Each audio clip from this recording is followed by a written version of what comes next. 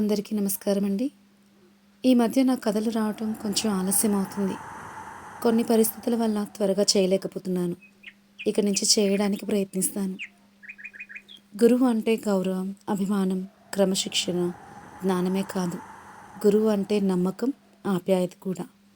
దీనికి సంబంధించిన ఒక కథ మీతో పంచుకోవాలనుకుంటున్నాను. రాణి అనే అమ్మాయి 5వ తరగతి చదువుతుంది. వాళ్ళ టీచర్ పేరు లక్ష్మి. ఆవిడ అందరితో కలివిడిగా ఉండేవారు. వాళ్లకు చక్కగా పాఠాలు కూడా చెప్పేవారు. వాళ్ళ స్కూలు ఆర్మీ స్థావరాలకు దగ్గరగా ఉండడం వల్ల నార్త్ నుండి బదిలీ అయిన జవాన్ల పిల్లలు కూడా వాళ్ళ స్కూల్కి వచ్చేవారు. వాళ్ళ టీచర్కి కొంచెం హిందీ వచ్చు. అందుకని ఆవిడ ఆ విద్యార్థులకు కూడా చక్కగా పాఠాలు అర్థమయ్యేటట్టు చెప్పేవారు. అయితే ఈసారి వాళ్ళ స్కూల్కి ఒక కొత్త స్టూడెంట్ వచ్చింది. ఆమె పేరు ఈశ్వరి. ఆమెది ముంబై. ఆమెది మరాఠీ భాష. ఆమెకు ఇంగ్లీషు, హిందీ రాదు. చాలా తెల్లగా ఉండేది. ఈశ్వరికి ఆ రోజే మొదటి రోజు స్కూల్కి రావడంతోనే ఏడుపు మొదలుపెట్టింది. ఆమెతో పాటు వాళ్ళ అమ్మగారు కూడా వచ్చారు. ఆవిడికి మరాఠీ ఇంకా హిందీ కూడా వచ్చు. లక్ష్మీ టీచర్ ఆవిడికి వచ్చిన హిందీతో ఆవిడతో మాట్లాడారు. ఈశ్వరిని రాణి పక్కనే కూర్చోబెట్టారు. ఈశ్వరి అలా ఏడుస్తూనే ఉంది. రాణి తనని అలా చూస్తూ ఉండిపోయింది. తరువాత టీచర్కి చెప్పింది, టీచర్, ఈశ్వరి అలా ఏడుస్తూనే ఉంది అని. లక్ష్మీ టీచర్ తనని రమ్మని సైగ చేశారు. ఆ అమ్మాయి నెమ్మదిగా లక్ష్మీ టీచర్ దగ్గరికి వెళ్ళింది. టీచర్ ఆ అమ్మాయితో హిందీలో మాట్లాడారు. కానీ ఈశ్వర్కి హిందీ రాదు కదా. మళ్ళీ ఏడుపు మొదలుపెట్టింది. లక్ష్మీ టీచర్కి ఏం చేయాలో తెలియటం లేదు. టీచర్ సైగలు చేయటం మొదలుపెట్టారు, ఏడవద్దు అని. ఈశ్వరి ఏడుపు ఆపింది. వెళ్ళి కూర్చోమని చెప్పారు. ఈశ్వరి రాణి పక్కకు వచ్చి కూర్చుంది. టీచర్ అందరికీ పాఠాలు చెప్పడం మొదలుపెట్టారు. పాపం ఈశ్వర్కి ఏమీ అర్థం కావటం లేదు. అందరినీ చూస్తూ ఉండిపోయింది. టీచర్ అందరికీ బోర్డు మీద వర్క్ ఇచ్చి నోట్స్లో రాయమని చెప్పారు. టీచర్ ఆ అమ్మాయిని పిలిచి ఏబిసిడీలు రాయమన్నారు. ఆ అమ్మాయి చక్కగా రాసింది. టీచర్ ఆ అమ్మాయితో మాట్లాడడానికి ప్రయత్నించారు. ఆ అమ్మాయి కూడా నెమ్మదిగా మాట్లాడటం మొదలుపెట్టింది.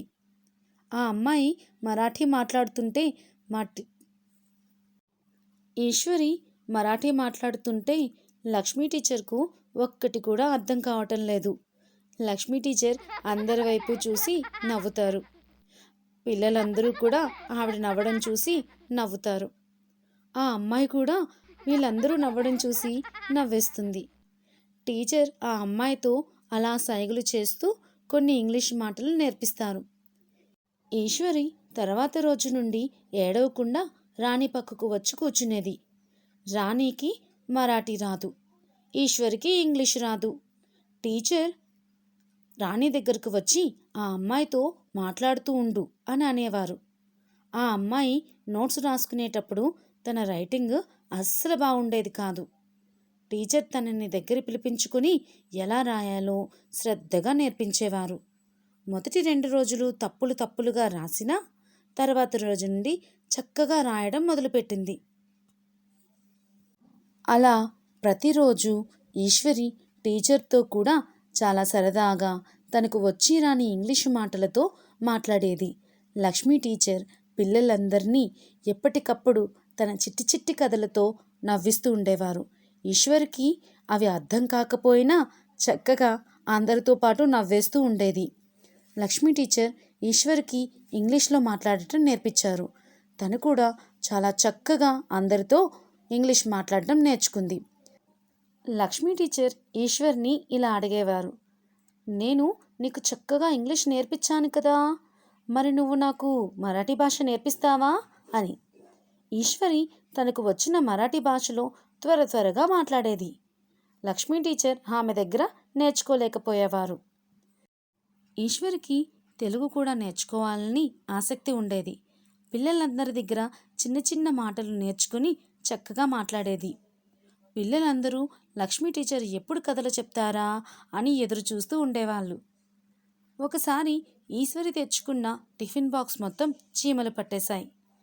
టీచర్ తన బాక్సులో ఉన్న భోజనాన్ని ఈశ్వరికి ఇస్తారు. టీచర్ వండుకున్న కూర కొంచెం కారంగా ఉండడం వల్ల పాపం ఈశ్వరికి కారం అనిపించినా ఆకలిగా ఉందని తినేస్తుంది. తినేసిన తర్వాత 2 బాటిళ్ల నీళ్లు తాగుతుంది. మరుసటి రోజు ఈశ్వరి టీచర్ కోసం పూరి హల్వా తీసుకొచ్చి ఇస్తుంది. టీచర్ కూడా ఎంతో సంతోషంగా అవి తింటారు. ఇలా లక్ష్మీ టీచర్ పిల్లలందరితో చాలా సరదాగా ఉండేవాళ్ళు.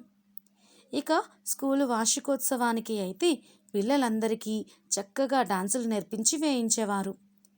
ఈశ్వర్కి తెలుగు సాంగ్ కాకుండా మరాఠీ సాంగుకి డాన్స్ నేర్పించి వేయిస్తారు. పిల్లలందరినీ ప్రిన్సిపల్ మేడం అభినందిస్తారు. ఇక వార్షిక పరీక్షలు జరుగుతున్నాయి. పిల్లలందరూ కూడా చక్కగా పరీక్షలు రాస్తారు. తరువాత సెలవులు వచ్చాయి. ఈశ్వరి ఇంకా మిగిలిన పిల్లలందరూ వాళ్ళ వాళ్ళ ఇళ్ళకి వెళ్ళిపోయారు. ఈశ్వరి కూడా ముంబై తిరిగి వెళ్ళిపోయింది. ఇలా టీచర్కి భాష అర్థం కాకపోయినా తన ప్రేమ, క్రమశిక్షణ, జ్ఞానంతో ఈశ్వరికి అన్నీ నేర్పించి పిల్లలందరిలో ఒకరిగా కలిసిపోయేటట్టు చేశారు. ఈ నా చిన్న జ్ఞాపకాన్ని కథ రూపంలో మీ ముందుకు తీసుకువచ్చాను. మీకు నచ్చితే లైక్ చేయండి, షేర్ చేయండి అండ్ కామెంట్ చేయండి. ధన్యవాదాలు.